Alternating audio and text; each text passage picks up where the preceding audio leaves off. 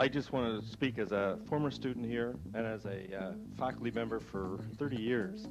I don't think there's an area in this university that has a better opportunity to provide a good experience for everybody than recreation athletics.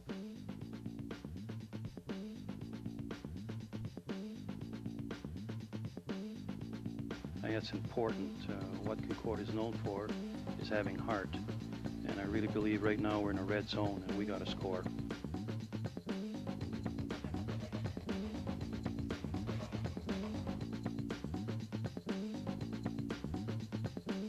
I hope that students continue to exercise their voice and get involved.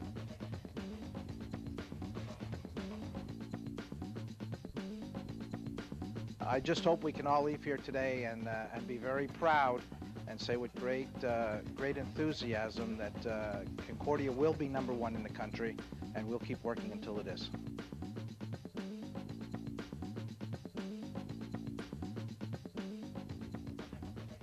In December 2002, a diverse group of stakeholders from Concordia and the larger community gathered to map out the future for recreation and athletics at the university.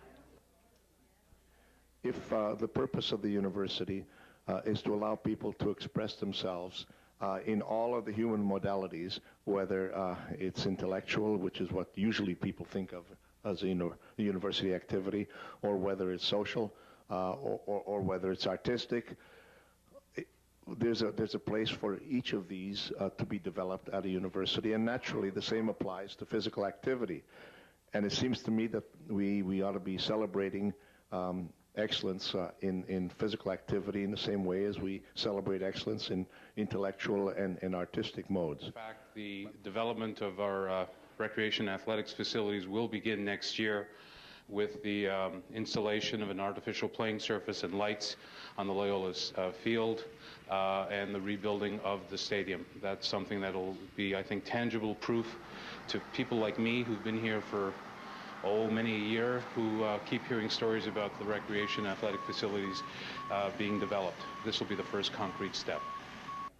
At the 3-day Future Search Conference, participants were asked to think globally and be ready to implicate themselves in shaping the future of recreation and athletics. The first step was to assess the department's past, to look at how recreation and athletics got to be where it is today. Recreation and athletics at Concordia have been pioneers in 2 areas in particular, both in women's sport and in athletics in general. The timeline has shown a tremendous track record for success and something that the university should and ought to be proud of. First on the hit parade, and obviously no stranger to all of us, the item that caused the most debate was, of course, facilities. Facilities. Facilities. Facilities. Facilities. Facilities. Facilities. Facilities. Facility. Facilities. Facilities. Facilities. Facilities. Facilities. Facilities. Facility. Facilities. We came up with something I don't think anybody thought of today. We thought that new facilities would be an interesting concept. Concordia has a real history of, we called it the little engine that could, so having tremendous success with very little resource. Competition varsity versus recreation mass participation equation. Another trend generally is an observation that in Quebec there's been an increase in the popularity of and the exposure to varsity athletics, varsity sport. We've seen over the continuing line how our population has changed and how it's grown and how it's become more diverse, how we've increased the role of women, how we've increased the whole international diversity of our community, and what are those trends in recreation athletics, and to make sure in our plans that we include them. You can talk about this being almost intergenerational. If you have a father who was good or had fun at Loyola or Concordia, he will come back with his children. He will come back to games, and this will come down, and those kids will think about going to Concordia. They won't think about necessarily going to McGill or out of town, and I think that's something you have to address as well. In order to get a clear picture of the present state of recreation and athletics, participants created a mind map. They charted global trends currently having an effect on the department. Increasing role of women in sports and health and fitness. I think that you're seeing that trend Increase in stress. And so I'm concerned that there will be a decrease in interest in recreation athletics if people don't associate it with school based on the fact that it's disappearing from school life now. Decrease in public funding for most activities at universities. I see a big increase in partnerships. An increased pace in the rate of change, which means that we've got to have very flexible facilities and programs. A big increase in violence in sports. A great increase in cultural diversity. Just an overall increase in the quality of coaching. What we want you to do is we want you to pick off of the mind map and create your own mind map of what you would call the 3 to 5, what you feel are the 3 to 5 most important trends right now influencing rec and athletics. So global trends, the big one was recreational versus varsity. Increase in issues having to do with physical health and well-being for all stakeholders. Female participation shouldn't be just a little branch over there, that the impact of female participation and the increase of it is a significant challenge to facility development. There's an increase in recruitment, competitive recruitment. There's a need for increased support for varsity athletes. Increased stress due to the workload of both students and staff. The lack of accessibility of physical education opportunities at the elementary and high school level. There's an increased demand for sponsorships and for partnerships, both from recreation athletics as well as other parts of the university. There's a conflict when it comes to students between wanting better services and being ready to pay for better services. What we'd like you to do is generate 2 lists. One list of things you're most proud of, and another list about what you're most sorry about. We're very proud of the dedication of our student athletes and our staff. Taught and advised many of our athletes. We're proud as citizens of the leadership and success of your women's hockey. And it isn't just that you win, it's how you play and how you win. Is our participation in the actual sports? Giving the facilities a try. And we're very proud of our part-time coaches and volunteer coaches and staff that give of themselves to make Concordia Athletics a better place. Proud of the fact that the recreation and athletics program reflects cultural and ethnic diversity. Sorries is that we didn't get to know other players if we actually participated. If you were on the hockey team, you stuck to the hockey team. If you were on football, you stuck to football. In terms of sorries, we're sorry that we don't support varsity games often enough. We don't attend them. And we're also very proud of the fact that everybody's taken the opportunity to come here and contribute to what we're looking at as our global future.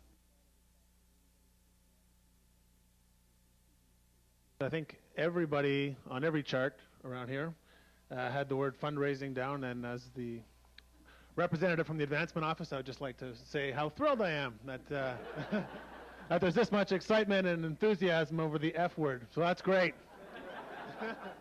Let's keep that momentum going, please. In the issue of recreation athletics and a lot of the things we talked about today, facility support for student athletes, academic programs, I think you have in that an issue that cuts across all departmental and faculty lines and is really something that I think could be a rallying point for the 30,000 plus, not to forget the 9,000 from ConTed, students at this university. Now the stage was set for the core issue, the future of recreation and athletics at Concordia University. What are you as an institution going to give up for that partnership funding? What is it that you're prepared not to let go at any cost? What are the things you're quite prepared to let go at any cost? I do think we are trying to say that recreation and athletics have a more important role in the university, and they have a core role to the mission of the university. And in doing this, we are saying how we are more than just a delivery system of athletics, of sports, of recreation, that we have something else to contribute to the university. I quite frankly was surprised if we were going to would be surprised if we would have built more than 1 building in my 5-year mandate. We're now going to build 4 at a cost of $350 million. It was a 20-year plan that we've reduced to 5 years. We're already thinking about another 20-year plan. There are other alternatives downtown. There are other needs downtown. There's a need for a student residence. There's a need for a student union building. And I think that any of these new buildings that go up could have the possibility of including some recreation and athletic facilities. The stakeholders identified several key areas for development, then split up into action groups. Each group came up with a goal and mapped out steps for achieving that goal in 1 year's time. The action group on academic and support services will develop a fully integrated infrastructure that supports student athletes in their academic endeavors.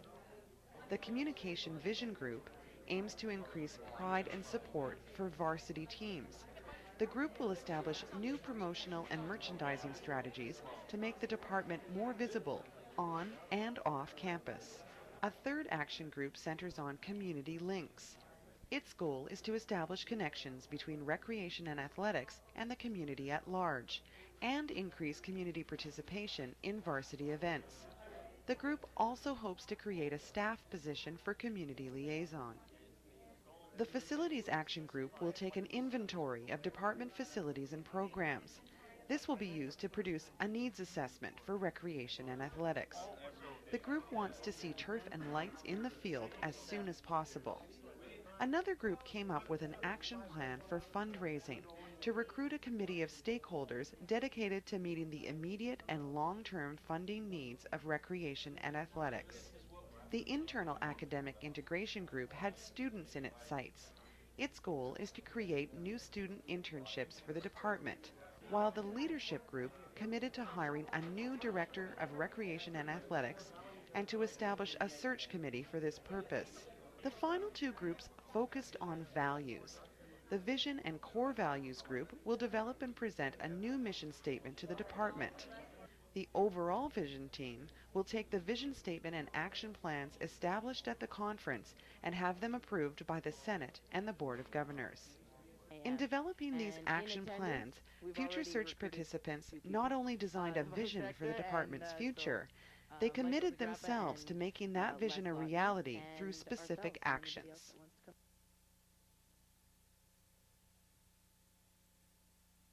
I think the word of what went on here has to get around to the rest of the university community. I'd like to encourage you to continue to promote recreation and athletics, and that you continue in the pursuit of excellence. But I think what we've learned in these 3 days is that there are an awful lot of people who care, not only in the university, but people from the outside the university, outside community. And caring can go a long way. Thank you very much for going beyond the same old, and for extending such a kind invitation to those of us that came from outside Concordia. With all the comments that I've just heard this afternoon, it's quite obvious that a lot of good work was done. I don't think we can underestimate the role of the students in ensuring that this future that we talk about can be realized. And I think that to echo what was said earlier, however the students can do that, either through their faculty associations, through their student government, to make this a priority. I think you have 30,000 voices out there that want to be heard, and I think you can tap into that.